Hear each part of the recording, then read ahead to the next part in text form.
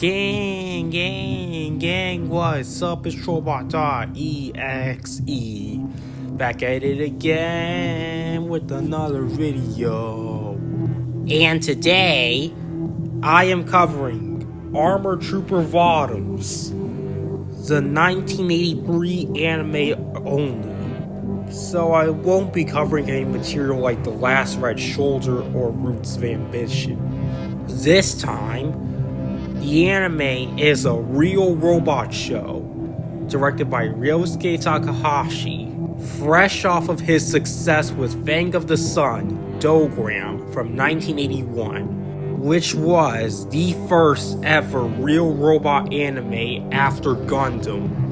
This precedes even Macross, and Dougram actually ran for 2 years, as VOTOMS aired directly after. Now, let's go into the development. Production. This anime was created by Ryosuke Takahashi, following on the success of his realistic robot series, Fang of the Sun Dougram, which ran for 2 years, from 1981 to 1983, which is considered a huge success at the time, since very few anime actually surpassed the 1 year mark, such as Gatchaman, Dragon Ball, and Doraemon. Along with its hard-boiled depictions in harsh world setting, the show pursued the depiction of the robots as mere machines and weapons, nothing more, even more thoroughly than Dougram. And it's said that Sunrise's realistic robot series, which began with Mobile Suit Gundam in 1979, reached a high point with VOTOMS. Since Gundam started the robots being treated as weapons motif, and Dougram used the image of a tank for its mechs, Takahashi decided to use the image of a Jeep for the mechs in VOTOMS, and the Jeep was turned to its side, so basically facing vertically, in order to emphasize speed. Mech designer Kunio Okawara already drawn a robot like that before director Takahashi consulted with them, and by chance they had the same ideas. But unlike the traditional plot of a boy growing into a warrior seen in Gundam and Dougram, the protagonist in VOTOMS, Chiriko Kui, is already a complete soldier and regains his humanity by gaining friends and loved ones. And in the last episodes, it is revealed something about him that I won't cover due to massive spoilers.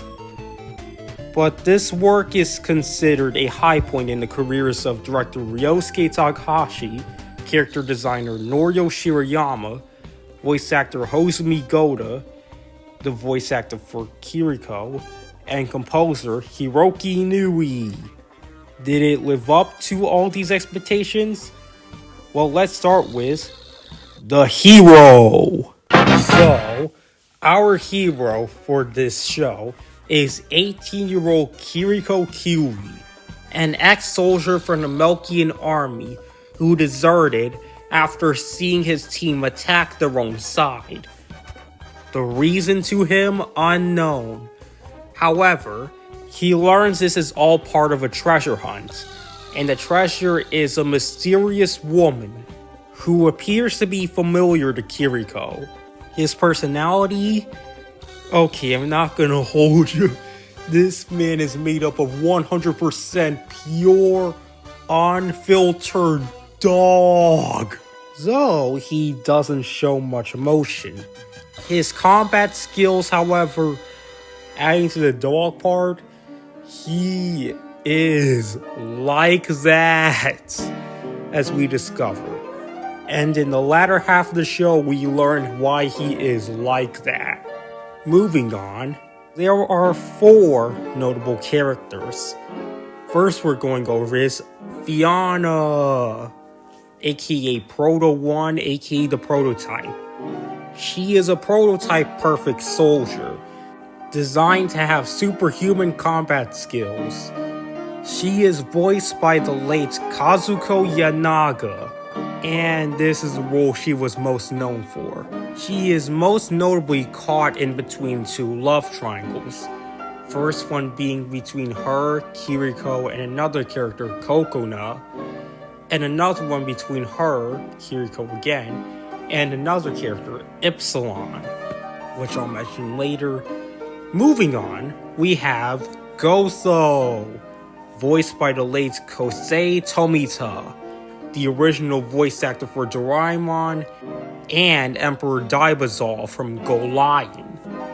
He is the first side character Kiriko meets. Most notably, he is a merchant who wants to chase that bag. Though he is quite friendly, he, alongside two other noble characters, are the only ones that appear in all 4 arcs of this show. So, speaking of them, next we have Vanilla Vartla, voiced by Shigeru Chiba, voice actor of Emperor Pilaf from Dragon Ball, and Garlic Jr. in the same series, though only for the Garlic Jr. saga, as in Dead Zone, Garlic was voiced by Akira Kamiya. I digress.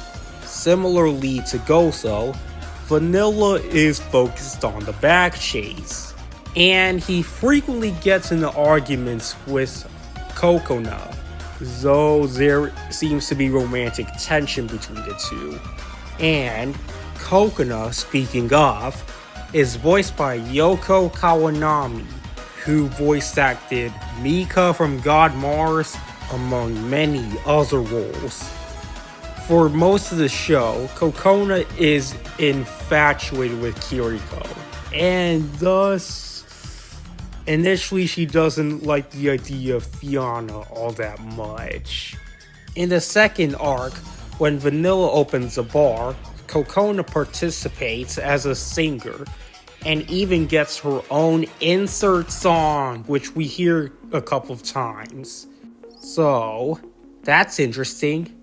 And now let's move on to the villains. The villains of this show are simply named the Secret Society. They are led by Colonel Albert Killy and are sent after Kiriko. They worship the being known as Wise Man. Like I stated, their leader is Albert Killy, a Gilgamesh colonel.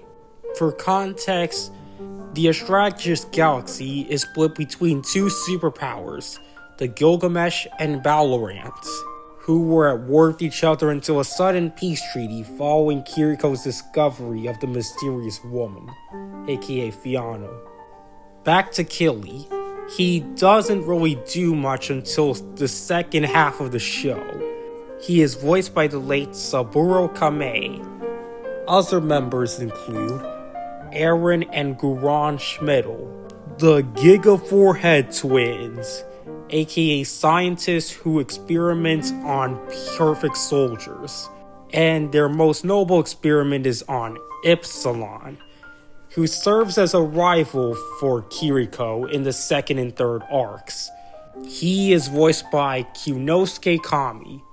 The last notable villain is Colonel John Paul Rochina, voiced by Banjo Ginga, voicing Giran Zabi in Gundam, King Vegeta in Dragon Ball, amongst many, many other roles. Rochina is the main villain of the show, being there from the beginning, and is the one who has the most interest in Kiriko. He, alongside Killy, have a special connection to Wise Man, and he is my favorite of the villains. So, let's go into the episodes! This 52 episode show features 4 arcs: the Wudo arc, the Kumen arc, the Sansa arc, and the Quent arc. As for the episodes themselves, they are not formulaic at all, and are very interconnected and serialized. They only take jumps in between arcs. And there are also a couple of compilation episodes, which I tend to skip. This makes the show intriguing. And of the 4 arcs, I have to say the crewmen arc is my favorite. It just did something for me. Like the interconnection between the villain side and the hero side, and how they interacted with each other, just was so intriguing that did something for me like nothing else in the show. It was genuinely near perfect. The show also does a great job at fleshing out characters, given real robot shows tend to do that a lot more than super robot shows. Now, let's go on to mecha design. I love the design of these mechs. They have to be among my favorite mechs of all time. Like, they just look ready for war. You get the sense that they were made for their situation. Like, I like all the designs. My favorite has to be the Scope Dog itself. The Scope Dog looks lovely. And despite its only flaw being its bulk, it's pretty great. Like, from the iPhone camera face, to the coloring of it, to its round features, it's a great design. And one of my favorites from Kunio Okawara. So, let's cap this off by talking about the animation and music. The animation is just good. Like, there are certainly some goofs here and there, but for the most part, it's pretty solid. Though it's not outstanding for its time. However, the music on the other hand is sick. For example, the opening and ending themes have to be among my favorites in the mecha genre. I like how it follows the usual patterns for anime openings back then. It manages to do them so well.